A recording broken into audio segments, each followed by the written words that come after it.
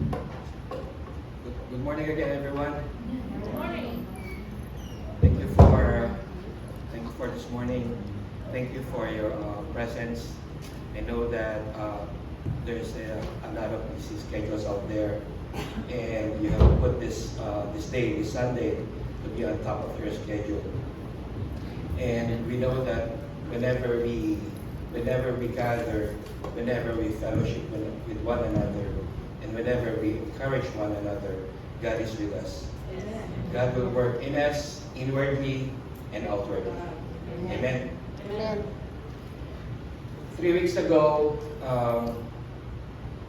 I stand here in front of you and share to you God's message. And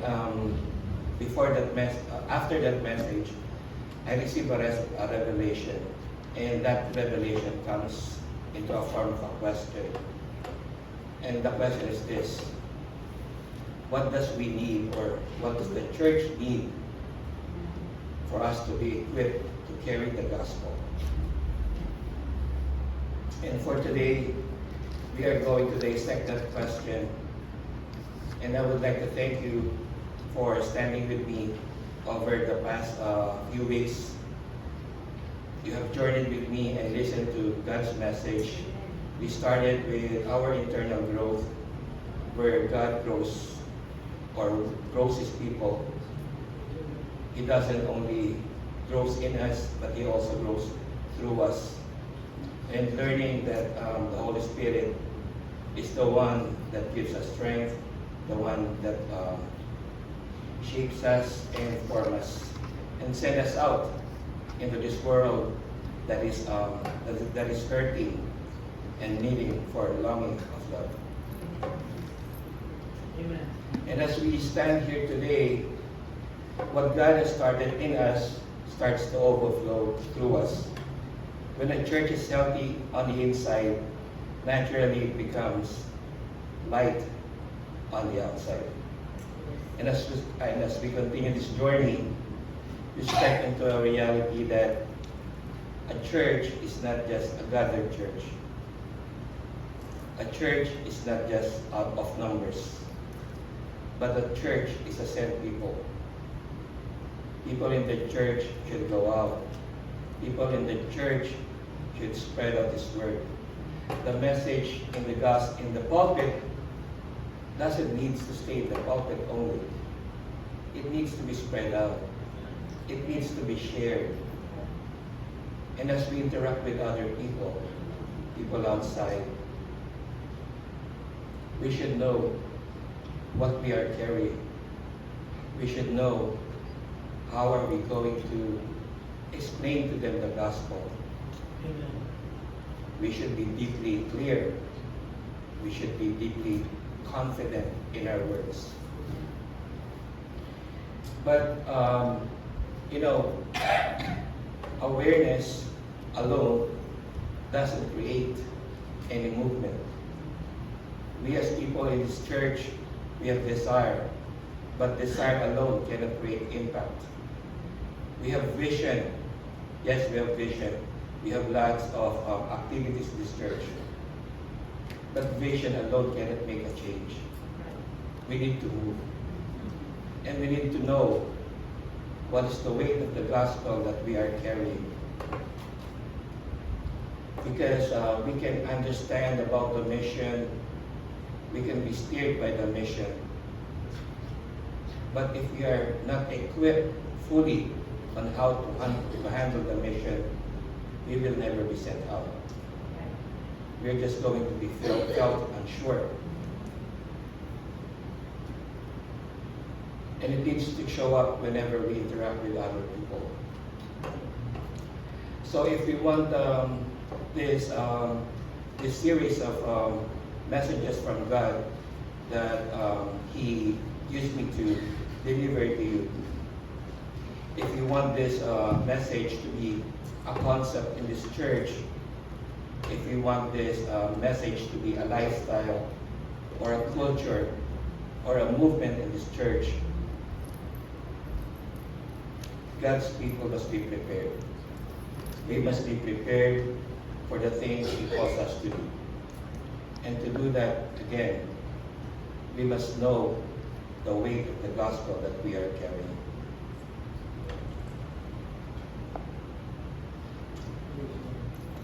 Amen. So there's a recent Barna survey, and that survey is all about why do most believers doesn't evangelize. Why do they do not evangelize? It's not that they don't know. It's not that they don't care about the souls, about people. And that survey concluded that the reason why most believers doesn't evangelize is because they feel unsure. They don't know what to say. They don't know how to. They don't know how to share their testimony to others. Unsure of how to explain the gospel. Unsure of how to share their testimony. Unsure of how to answer basic questions about their faith. And you know, church, when we have that feeling of unsure in our lives, we tend to just keep silent. We tend to just never mind about it or ignore it. However, as believers, our calling is not silent, to be silent. Our calling is to be the messenger of His gospel, the carriers of His message. Amen.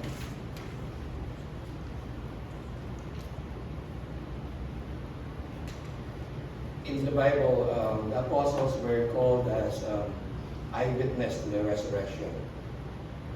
They walked with God, or they walked with Jesus. They eat with Him. They touch Him. That's why they're called eyewitness. But we are not there. We are here. Jesus is already resurrected. He's already in heaven. But we can be a witness of His power. Not eyewitness, but a witness to His power. And again, we need to be clear.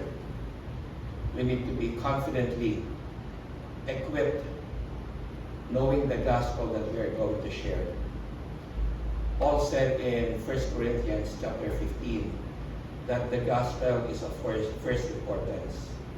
It's not secondary, it's not optional, it's of first importance. So today, we shift from understanding our external growth to living our external growth. We return to the foundation. We return to the center, the heartbeat of our faith. Today, we are going to talk about the gospel that we carry.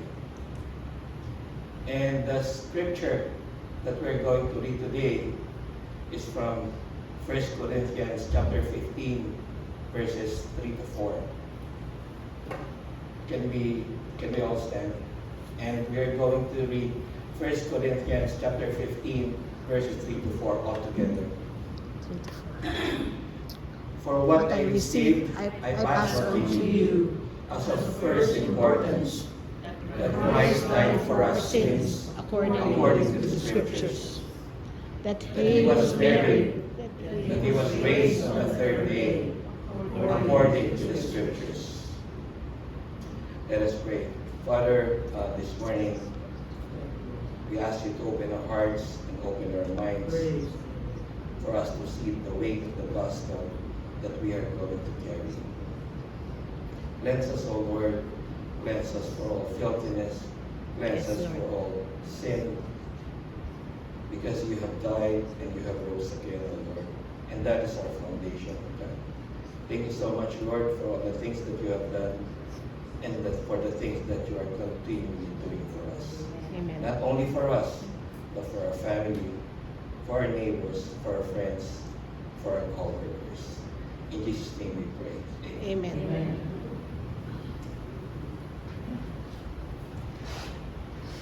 Why do I sound so serious now? Yes, you I are. sound so serious this morning. Yeah, I know it's there. I sound so serious. So, It's a serious man. it's a serious matter, yes. So for this morning, I'd like to share 3 points to you guys.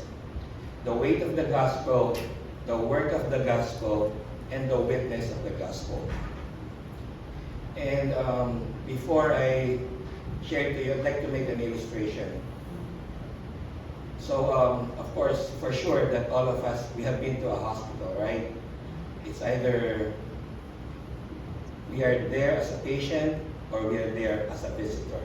But mostly, let's think of it as a visitor or a worker, like Rhonda said. So in a hospital, we know that all doors are automatic. Just you have your proximity card, you just scan it, and the doors will just slide open. So one day in a hospital, there was a maintenance worker, and whenever we see a maintenance worker, we see a maintenance worker with lots of keys. So as he walks through the aisle of the hospital, you can hear the keys click, banging, right? All keys, different sizes, different shapes, different forms. But it's all a key. It's just a key to open a door. So one day, the hospital experienced a sudden power outage. So their proximity cards, they were not able to scan it. The doors will not open. The doctors and the nurses panicked because they cannot open a room where there's a lot of emergency supplies that they need to stabilize the patients. So one of the nurses called the maintenance worker or the maintenance guy. So here comes the maintenance guy, very calm, very quiet. And he took out all his keys and get one key, just an ordinary key, a small one. It's nothing special. He took it out, inserted it in the lock, turned it, and the door opened. And inside the door are the equipment that the doctors and the nurses need to stabilize the patients.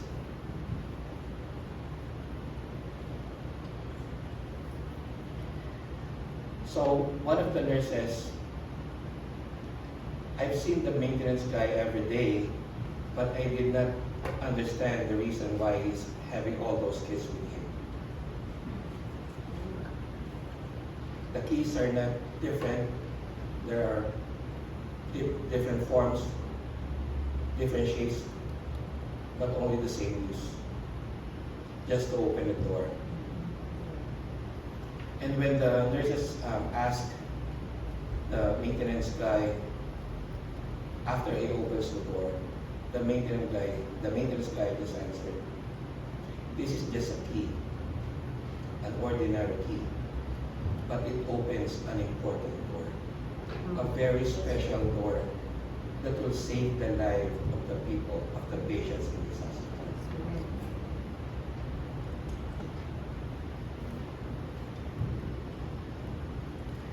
And that brings me to my first point. My first point is, people who carry the gospel must first understand its weight. We need to understand the weight of the gospel that we are carrying. It's not only that we heard the gospel, it's not only because maybe the gospel, we have heard it every day, we have carried it every day, but we don't understand the weight. That weight of the gospel is very important to us.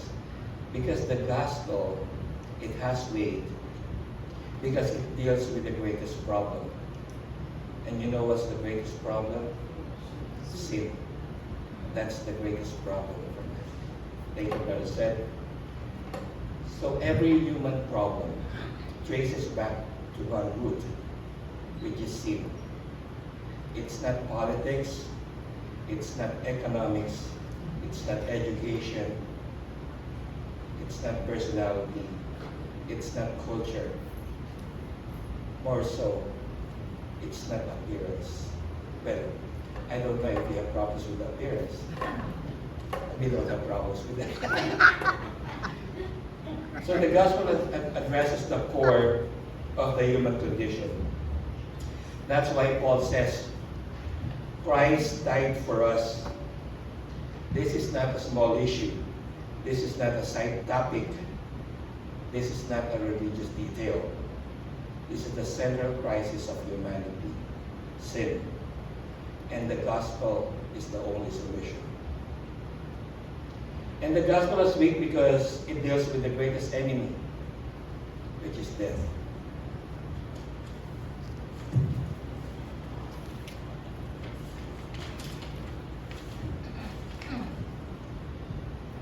Every human being faces death. Every human being has the same enemy, which is death. No medicine can stop it. No philosophy can outrun it. Or no technology can explain it. No achievement can avoid it. And this is why the gospel is weak. Because every other message in this life ends at the grave.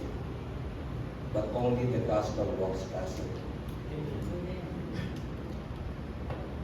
Our family was reminded of this because the past 3 weeks we have a death in the family. My childhood cousin died. She's just about the same age as me. So her husband, they're sleeping and they're talking. They're laughing at each other. They're talking about family matters. And then, after an hour, they cannot pick her up. No signal, no warning, no time to say goodbye to his husband or to her husband. And then when something like this happens, we realize that motivational quotes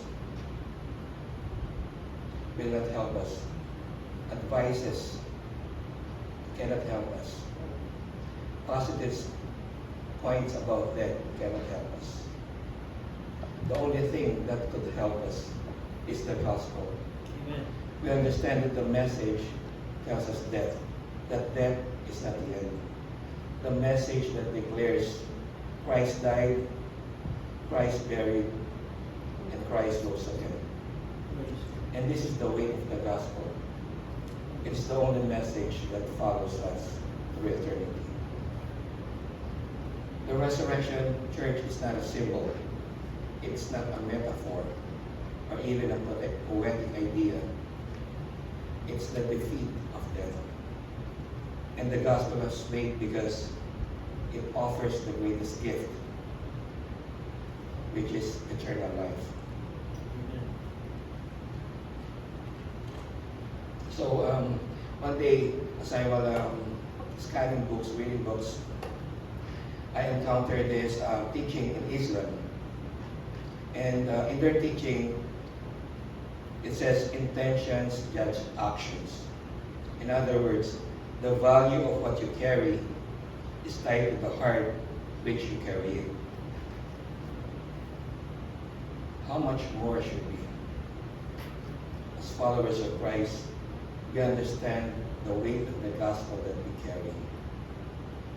And even in Buddhism, they teach us that with our thoughts, we make the world. In other words, what you carry inside shapes your life. If that is true for thoughts, how much more of the gospel? It's visible. We can touch it. We can read it. Not with thoughts. Thoughts, it's not visible. The message that doesn't shape this world, but the next. Only the gospel offers life. Every philosophy offers ideas. Only the gospel offers salvation. Amen. Every worldview offers improvement. Only gospel offers transformation. The gospel doesn't make bad people. The gospel makes dead people alive. Amen. The gospel has weight because it carries the greatest authority. Amen. the scripture. In the text that we have just read, in 1 Corinthians chapter 15, verses 3 to 4, we can see there that Paul twice mentioned the word according to the scriptures. Why do you think he mentioned according to scriptures twice? He can mention it once, but he mentioned it twice. Why does he need to stress it? The reason why he needs to stress it is because the gospel is not a human invention. A gospel is a church tradition, a religious theory. In Genesis chapter 3, verse 15, right after the fall, we know the story, right after the fall, God declares, "And I will put enmity between you and the woman, and between your offspring and hers. He will crush your head, and you will strike his heel." Church, this is the first announcement of the gospel. The plan of redemption is already in motion. It is the eternal plan of God, revealed and confirmed according to the scriptures. The gospel is sweet because it produces the greatest change. The greatest change, the new creation. The gospel doesn't change our destination. It changes our identity. It doesn't forgive your past. It transforms your present. It doesn't save you from something.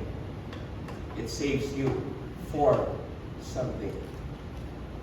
It turns sinners into sons, rebels into worshipers, lost into found.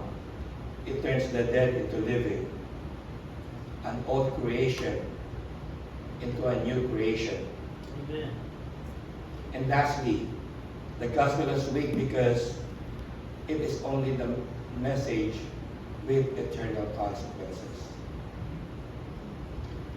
Every other message affects this life. Only the gospel affects the next. Every other message shapes your years. Only the gospel shapes your eternity. Even the Quran speaks of eternal life, that people will live forever in the life to come. Buddhism teaches that what we carry inside shows how we live. Islam teaches that our actions have eternal consequences. But church, only the gospel tells us how eternal life is secured. Not by works, not by our merit, but by Christ who died, Christ was buried, and rose again, according to the scriptures.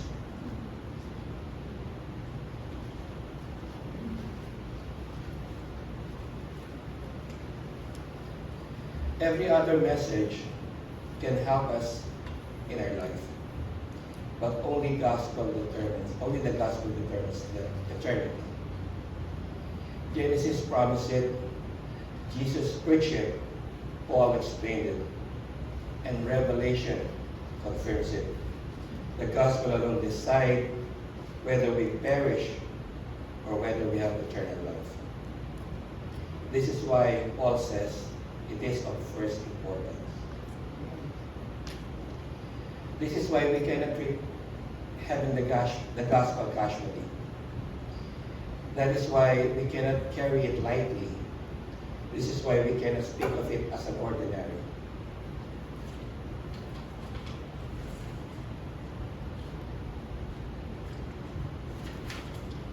The gospel is the key that opens the only door that truly matters. So after we recognize the weight of the gospel, after we realize that this message is not just light, not casual, not optional, we must ask a deeper question.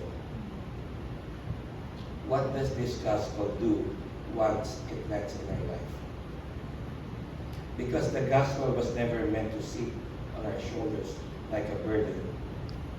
It was meant to work for us like a power. If the gospel is heavy to humble us, then it is strong enough to transform us. And before we carry this message to the world needs to see what this message has done for us.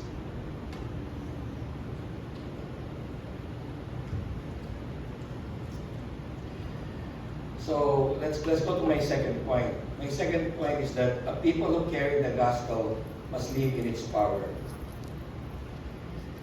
In John chapter 4, verses 13 to 14.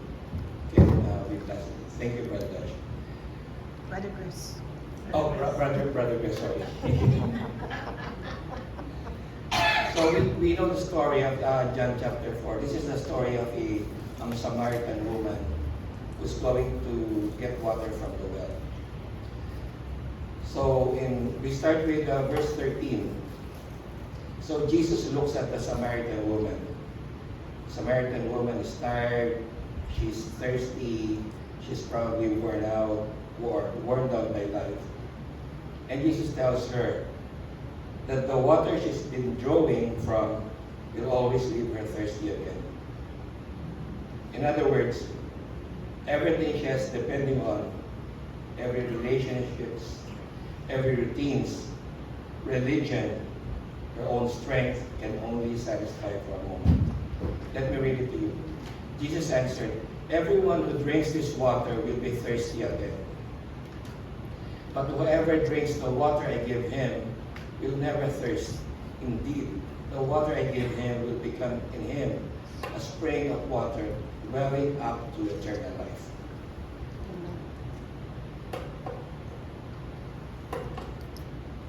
A spring,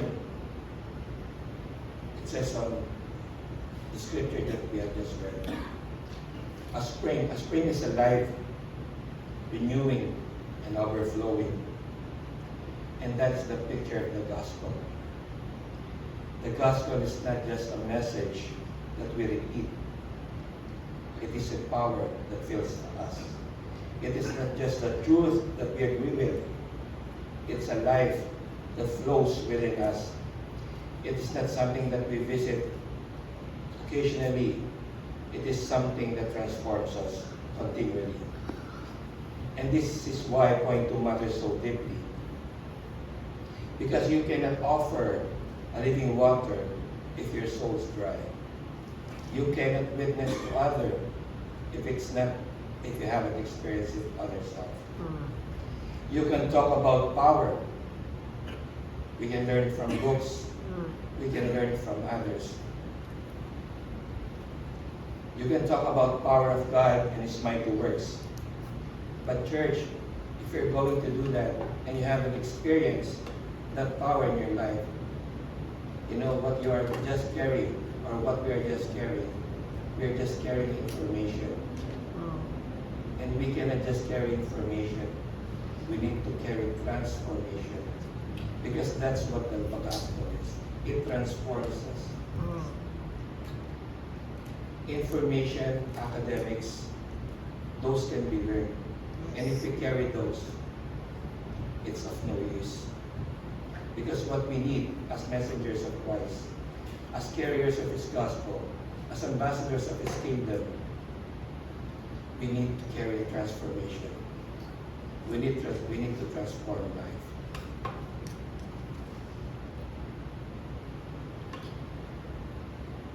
Before you carry the message, you must drink from the source. And Jesus Christ is the source. Jesus is teaching us that the gospel is not something you carry in your hands. It is something that lives in your heart.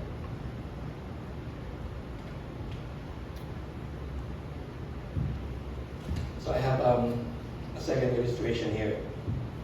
It's just a regular Tuesday morning at work. So most of the people are busy.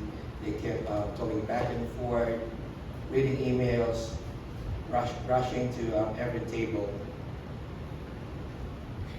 They have half stressed, overwhelmed. But there's one person.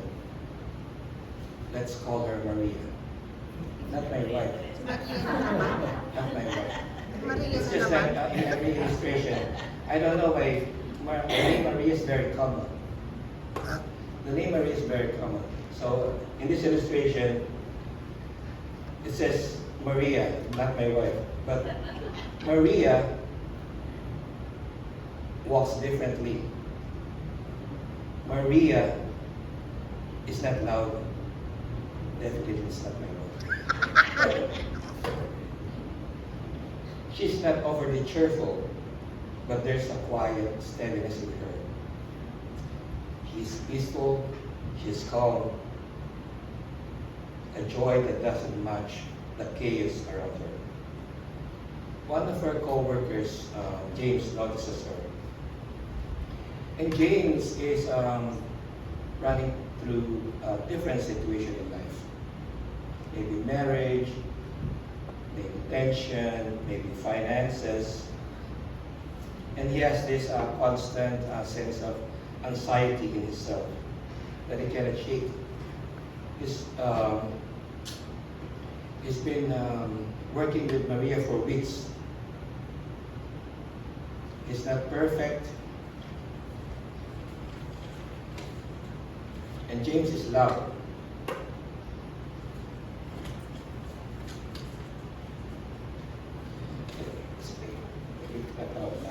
I'm losing the gist of my story.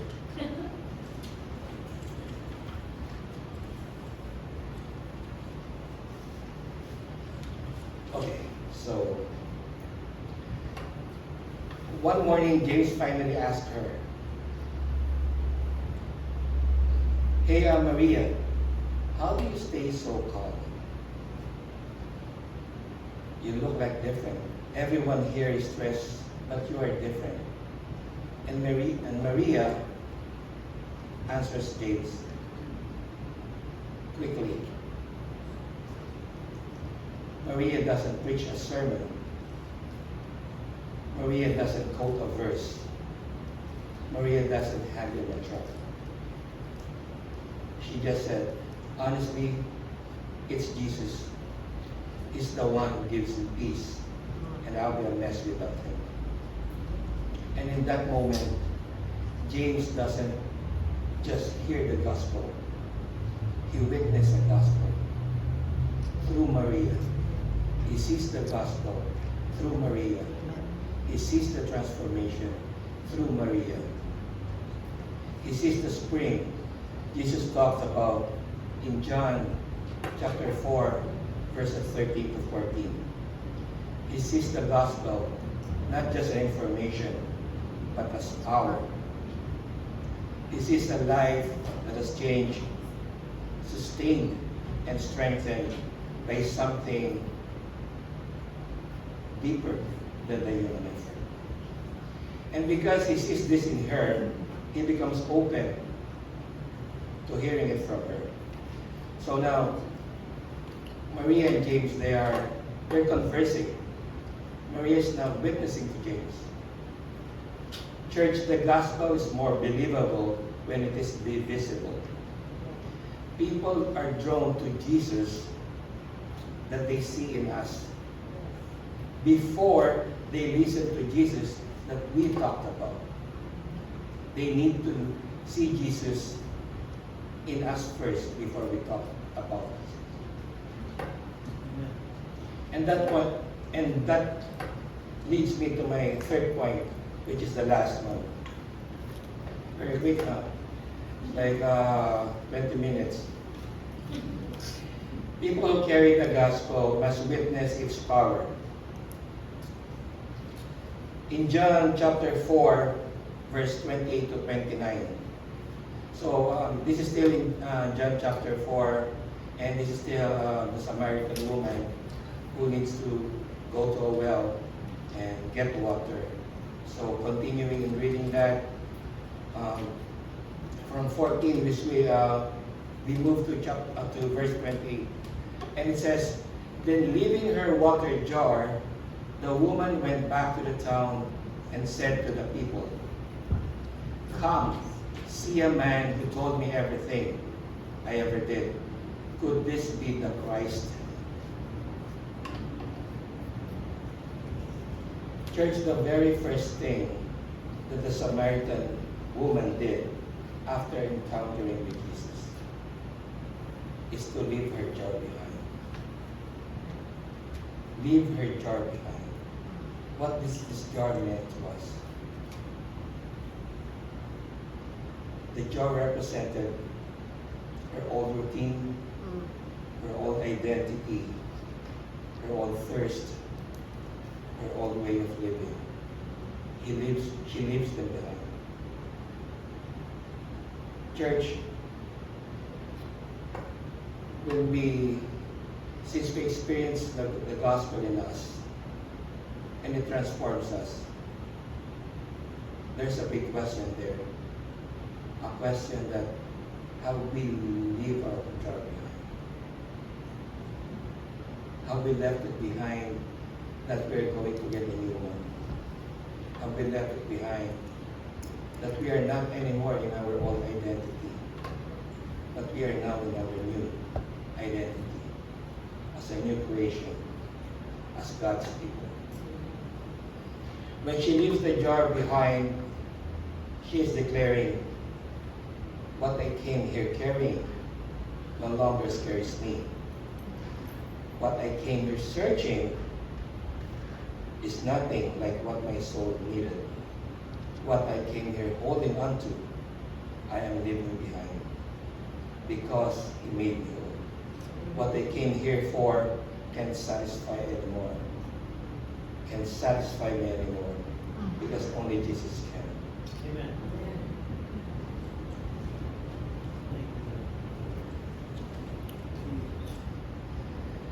So in verse 29, it says that she went back to her own town and declared,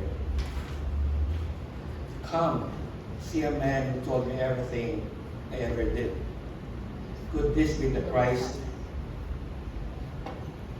So I hope you see the progression there, the flow of the narrative. The moment that the Samaritan woman realizes that she needed Jesus, he went back to his community and he declared, now not just an ordinary Samaritan woman, but a witness after her encounter with Jesus. The moment she left her jar behind, the moment her thirst was satisfied, she became a witness. She didn't have a sermon. She didn't have a training.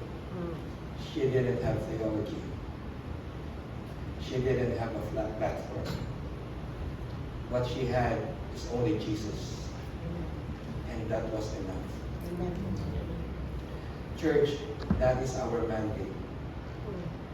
That we need to spread His gospel.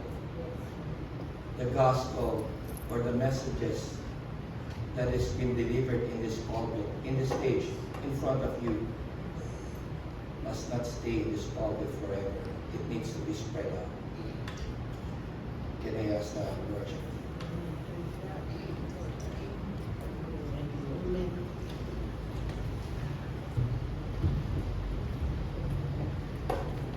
So as the worship team is preparing for the song that we're going to sing, I'd like to tell you, church, that that is where we stand right now.